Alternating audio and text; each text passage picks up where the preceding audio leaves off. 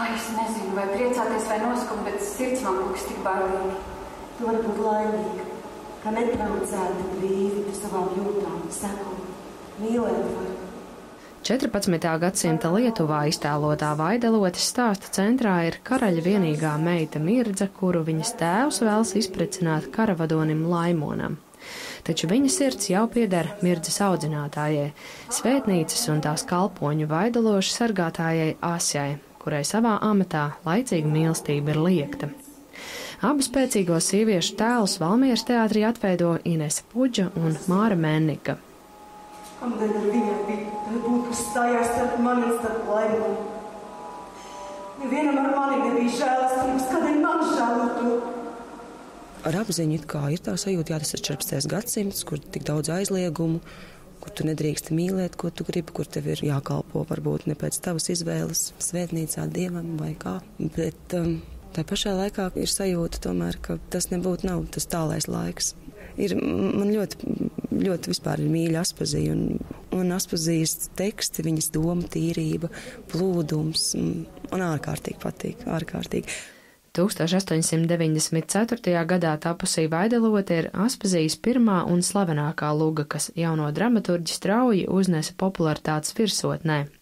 Savulaik skatuves valodā to interpretējuši tādi režijas grandi kā Eduards Smiļģis un Oļģerts Kroders. Valmieras teātra iestudējuma režisore Inese Mičula teikusi, ka arī viņu ļoti saista Aspazijas poetiskā un senā valoda, tādēļ tā atstāta tieši tāda, kā autora to radījusi. Aktrise Inese Puģa spriež, ka šodienas skatītājiem atslēga uz šo mūsdienīgo stāstu rodama caur cieņu un gatavību pieņemt Aspazijas valodas seno skaistumu, līdz kam arī pati aktrise gājusi garu ceļu. Manā tieši tādā Mirdzas tekstā no Aspazijas man ir 3 mīļākās vietas. Viena vieta, kur viņi saka par to, kas ir mīlestība, ka tas ir tas zelta tilts starp debesu un zemi. Būs otrā cēlēnā viens teksts, kas man ir tāds ļoti spēcīgs. Nolādējuma teksts, bet viņš ir fantastisks, jo, ja tu tā kā nejauc tekstu, viņš tevi uzrauj un tev nāk viss tā kā, bet viņai ļoti interesanti un nojauc mazāko vārdu, piemēram, rau vai ak, un tev sabrūk tas ķieģelis.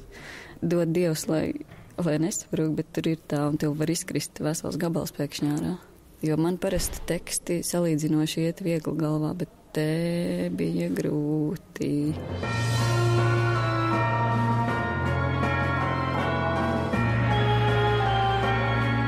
Vaidelotes vēsturē īpaša nozīme ir arī mūzikai. Pirmie studējumam Rīgas Latviešu biedrībā savulaik mūziku rakstīja Jāzeps Vītols. 20. gados Aspazijas muzikālā dzeja operai Vaidelote iedvesmoja Jāzepu Mediņu. Tas parāda, cik cienīta Aspazija ir bijusi savas dzīves laikā, un nekas nav mainījies arī šodien, saka Valmieras teātra iestudējuma mūzikas autors Emīls Zilberts. Aspazijas dzeju viņš komponējis pirmo reizi, savā mūzikas valodā ieterpjot arī slaveno dzejoli Mēnesis staru stīgo, kas lugā pieder Mirdzas balsī.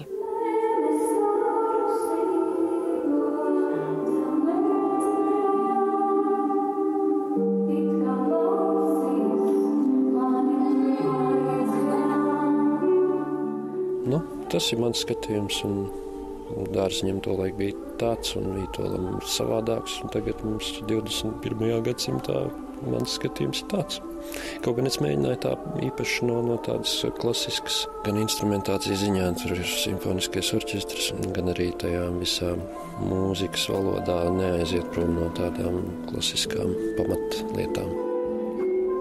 Aspazijas dzeja Valmieras teātrī šosezon skanējusi arī dzejoļu krājuma Sarkanās puķes iestudējumā, bet par spīti aktieru teiktajam par Aspazijas valodas skaistumu un cauri gadsimtiem aktuālajām tēmām, viņas lugas šodien teātros parādās reti. Vaidelote Valmierā atgriežas pēc 90 gadu pārtraukuma. To pārunājam ar aktrisi Māru Menniku, kas izrādē spēlē Asju. Jā, varbūt, ja nebūtu šī jubileja bijusi, varbūt vēl retāk mēs būtu dzirdējuši. Tad, kad es uzzināju, ka man būs tā laime būt šai darbā, es, protams, ļoti nopījos, bet tad Ieva Struka teica, Māriņa, priecājies, tu ieliks pēdējā vilcienā, jo nevar zināt, kad tādu lugakli iestudēs. Jo tā arī ir tieši tā, pēc tik ilga laika, un liekas, vai vispār kāds nāks, kam tas interesēs. Bet man skatījās mani abi 2 bērni, kuriem ir 12 un 7 gadi, un viņām bija ļoti interesanti, ļoti bailīgi, gan esot bijis. Ļoti bailīga sajūta. Tā kā, ja jau jaunajai paaudzei kaut kas jau pat patīk, tad jau varbūt aizies. Es nezinu, kāpēc viņi pie mums ciemojas. Atkal es esmu laimīga par viņas apciemojumu Aspazīs. Vaidelote uz Valmieras teātra lielās skatuves savu dzīvi sāks šovakar. Līdzās Mārai Mēnikai un Inesei Puģai Aspazīs seno varoņu lomās iejutīsies arī Kārlis Freimanis, Janis Johansons, Rihards Rudāks un citi aktieri. Māra Rozenberga, Latvijas radio.